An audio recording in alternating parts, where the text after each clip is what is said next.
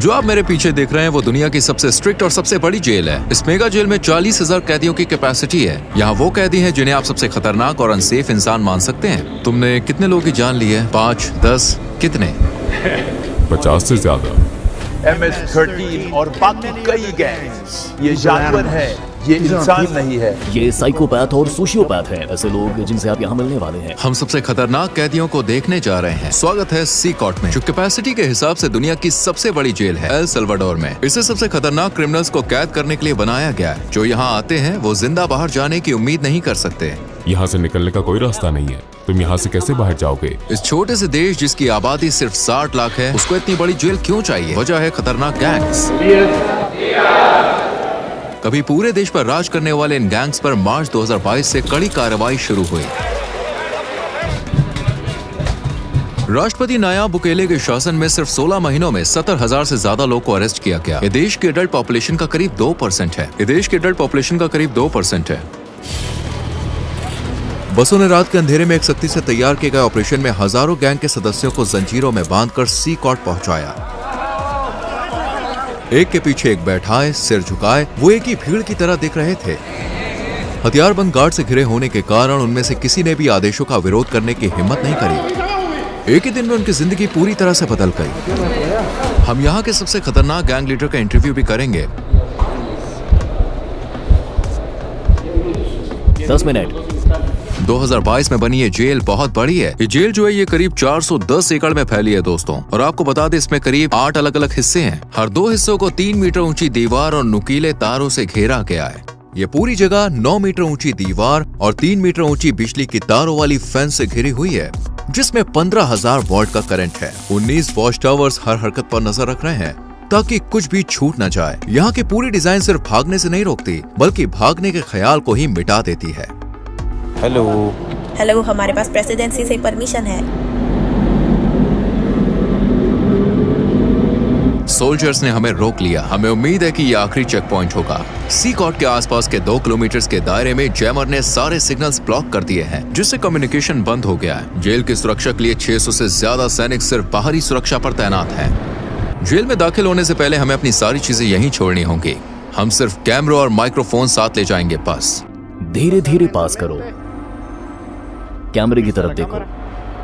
Body scanner. मुझे याद नहीं रहा कि मैंने अपनी वेडिंग रिंग उतारी है। इसे वहाँ रखना होगा। ये मशीन कुछ भी छुपने नहीं देती। ये हाई कैपेसिटी एक्सरे स्कैन हड्डियों और अंदरूनी अंगों तक को दिखा देता है। इसे खासतौर पर नए कैदियों की जांच के लिए इस्तेमाल किया जाता है, ताकि कोई भी अपनी बॉडी में ऐसा सामान न ले जाने की कोशिश करे जो पूरी तरह से प्रतिबंधित है। ये लोग चीजें निगल लेते थे या फिर और एड्स के जरिए अंदर लाने की कोशिश करते थे।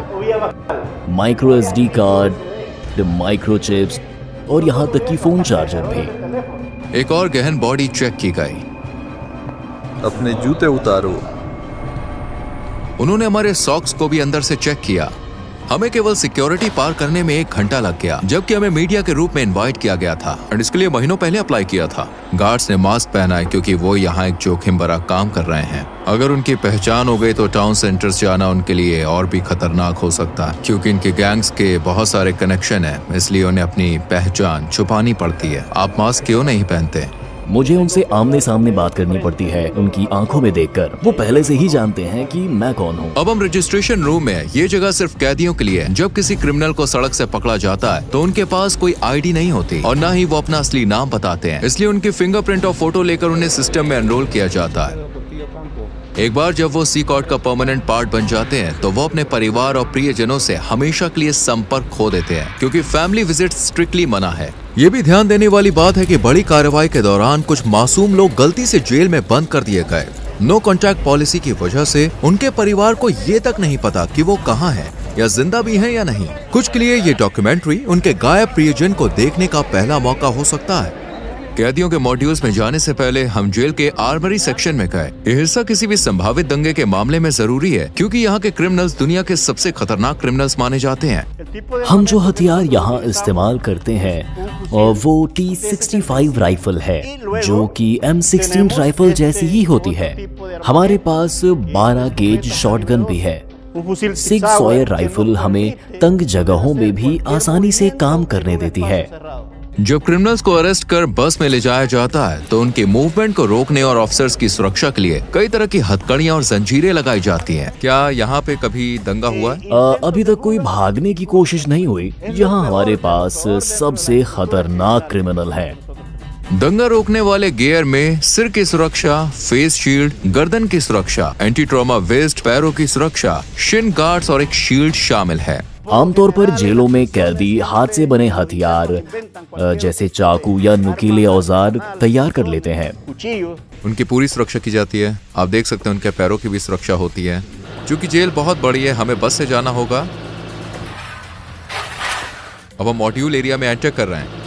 देश को सुरक्षित रखने के लिए सी कॉर्ट में 1000 स्टाफ मेंबर्स काम करते हैं। ये लगभग इम्पॉसिबल है, लेकिन बस सोचिए अगर कोई कैदी इस किले नुमा जेल से बाहर निकल भी जाए तो जो छोटे छोटे पत्थर आप देख रहे हैं उन्हें जानबूझकर यहाँ रखा गया है। इन पत्थरों पर चलते ही आवाज होती है जैसे अलार्म बज गया हो। ऐसे में चुपचाप भागना नामुमकिन है। क्या उन्होंने भागने की कोशिश की? नहीं। क्या वो कोशिश कर सकते हैं? मुश्किल है, क्योंकि उन्हें कई सिक्योरिटी रिंग्स पार करने होंगे। सी कॉर्ट को एक अलग अलग जगह पर अपनी पूरी इंफ्रास्ट्रक्चर के साथ बनाया गया है, जिसमें इलेक्ट्रिकल और सीवेज सिस्टम भी शामिल है ताकि बाहरी रोक टोक ना हो सके। अगर बिजली कट जाए या पानी की सप्लाई रुक जाए तो सिस्टम्स और पावर प्लांट से एक हफ्ते तक काम कर सकते हैं। मुझे बहुत एक्साइटमेंट हो रही है। अब हम दुनिया के सबसे खतरनाक क्रिमिनल्स के आमने सामने होने वाले हैं। माहौल काफी तनावपूर्ण है। अब हम एक मॉड्यूल के अंदर जा रहे हैं। आप यहाँ तीसरे और चौथे मॉड्यूल को एक साथ देख सकते हैं। जो क्रिमिनल इनमें से किसी एक इमारत में घुसता है वो कभी इन दरवाजों से बाहर नहीं निकलता। कुछ ही कदमों में हम 2500 से ज्यादा कैदियों के बीच होंगे। ये ऐसा है जैसे कंट्रोल केओस के बीच कदम रख रहे हैं।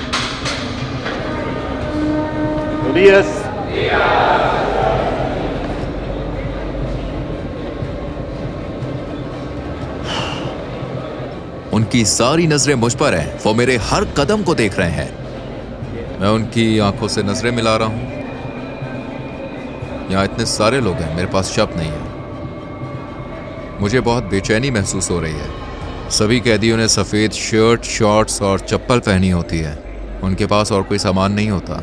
ज्यादातर कैदी मुश्किल से 20-25 साल के होते हैं और गंभीर अपराधों के लिए दोषी ठहराए गए हैं। इतिहास के सबसे कुख्यात क्रिमिनल के पास भी आमतौर पर 20 से 30 पीड़ितों का रिकॉर्ड होता है, लेकिन यहाँ कुछ कैदी सैकड़ों मासूम लोगों की जान लेने के लिए जिम्मेदार हैं। क्या मैं कैदियों से कुछ पूछ सकता हूँ? नहीं, बिल्कुल नहीं। अगर आपके कोई सवाल है तो मैं उनका जवाब दूंगा। अगर वो मुझसे बात करने की कोशिश करें तो आप क्या करेंगे? मैं उन्हें ऐसा करने नहीं दूंगा। वो जानते हैं कि अगर उन्होंने इंस्ट्रक्शंस को फॉलो नहीं किया तो उन्हें सजा मिल सकती है। मुझे जानने की उत्सुकता है कि इन ग्रुप लीडर्स में से किससे मेरा इंटरव्यू होगा।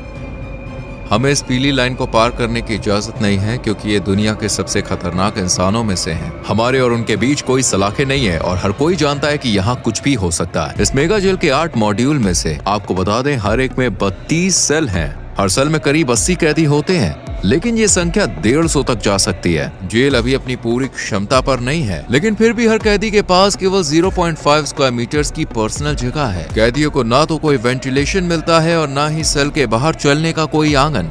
यहाँ हर कैदी को इतनी लंबी सजा दी गई है जिसको आप इमेजिन भी नहीं कर सकते। एक चीज जो नहीं बदलती वो ये है कि ये कैदी कभी भी बाहर नहीं जाएंगे और कभी सूरज की रोशनी नहीं देख पाएंगे। जेल के अंदर बाहर आने जाने की इजाजत केवल स्टाफ और कभी कभी मीडिया को है। ये लोग कभी भी इस बिल्डिंग को नहीं छोड़ेंगे। अगर आप उनके चेहरे को देखें तो उनकी आंखों में खालीपन दिखेगा। इनके पास भविष्य के लिए कोई उम्मीद नहीं है। ये लोग बहुत रोबोटिक लगते हैं। इनकी जिंदगी एकदम बेजान चल रही है। ये खुला कोना इनका टॉयलेट एरिया है। 80 कैदियों के लिए यहाँ सिर्फ 2 टॉयलेट है। ये काफी अपमानजनक है।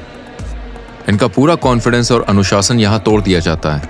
जहाँ ये टॉयलेट करते हैं वहीं पर ये नहाते भी हैं। खुद को साफ करने के लिए वो प्लास्टिक के डायपर्स और एक ही बेसिन का इस्तेमाल करते हैं।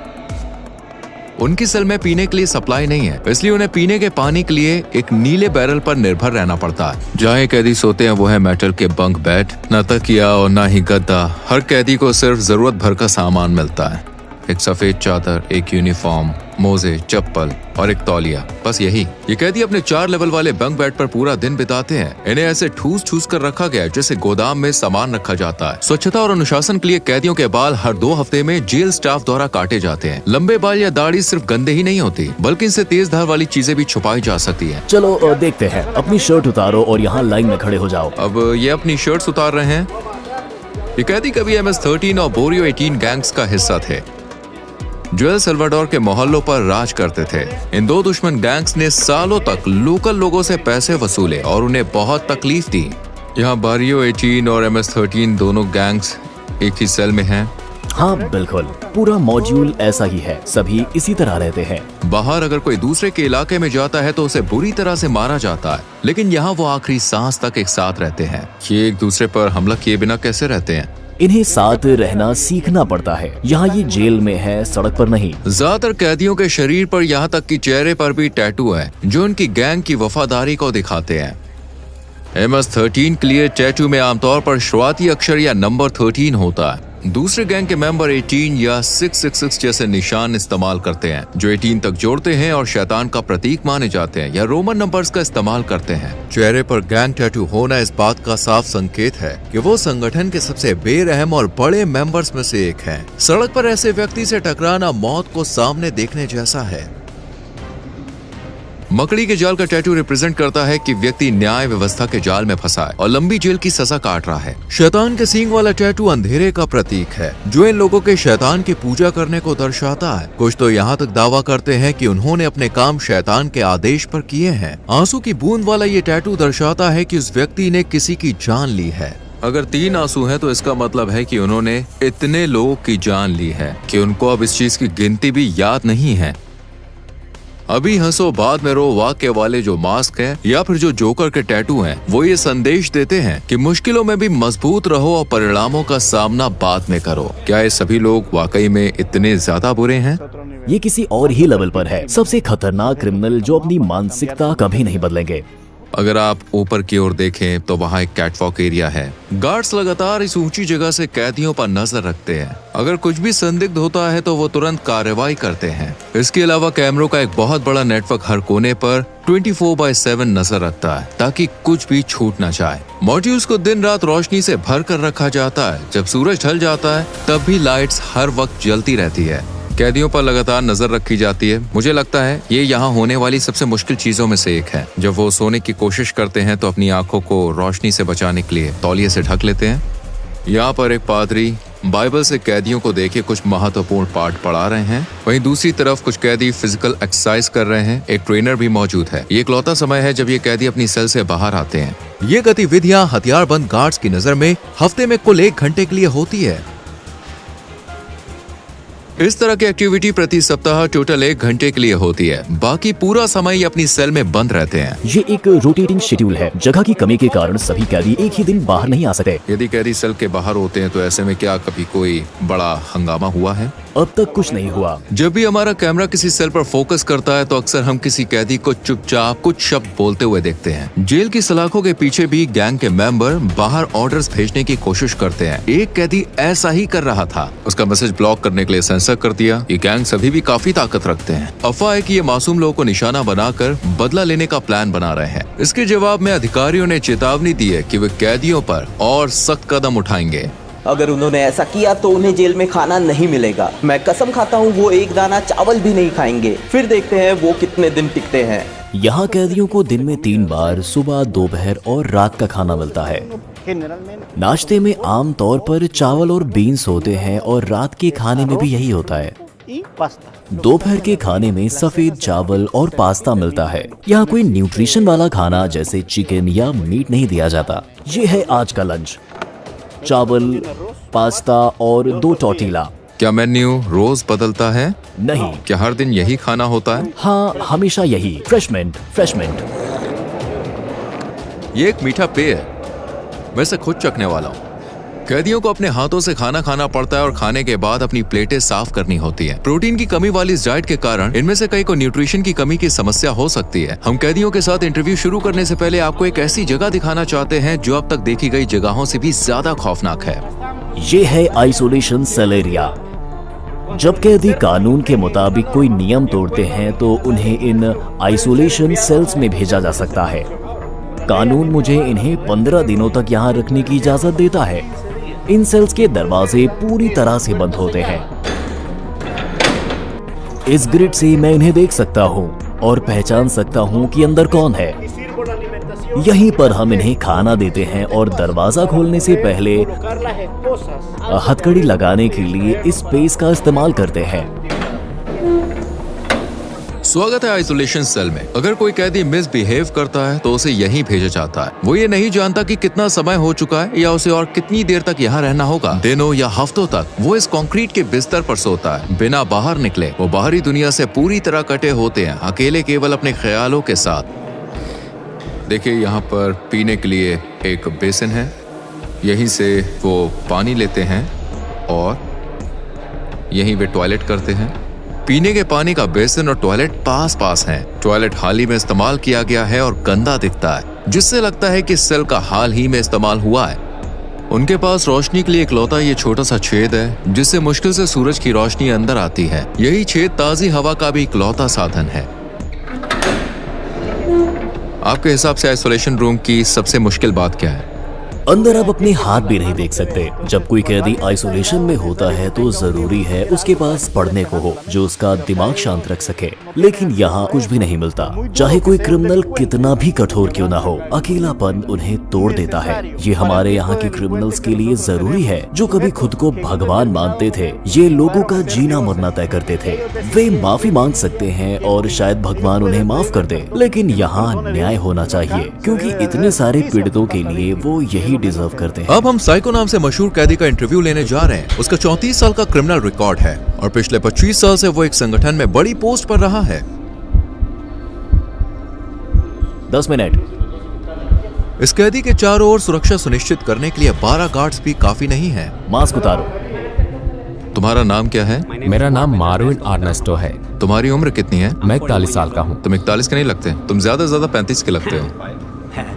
ये अच्छी बात है कि तुमने कहा, क्योंकि मुझे तो बुरा महसूस होता है। क्या मैं तुम्हारे टैटू देख सकता हूँ?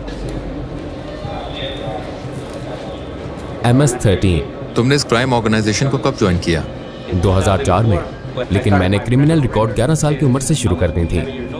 तुमने पहली बार इस रास्ते पर कैसे कदम रखा? जब किसी के पास सिर्फ माँ होती है और माँ काम पर जाती है तो आप सड़क पर सहारा ढूंढते हो। आप किसी को ढूंढते हो जो आपकी मदद कर सके। मैंने सोचा, और मेरी माँ गरीब है, मुझे जूते चाहिए, मुझे कपड़े चाहिए, और मैंने चोरी करना शुरू कर दिया। फिर मुझे एक पिता की तरह कोई चाहिए था, क्योंकि मैं अपने पिता के साथ बड़ा नहीं हुआ, और मैंने गैंग ग्रुप ढूंढ लिया। मैंने एक हत्या की और एल सल्वाडोर आ गया अपनी जिंदगी बदलने की कोशिश करते हुए।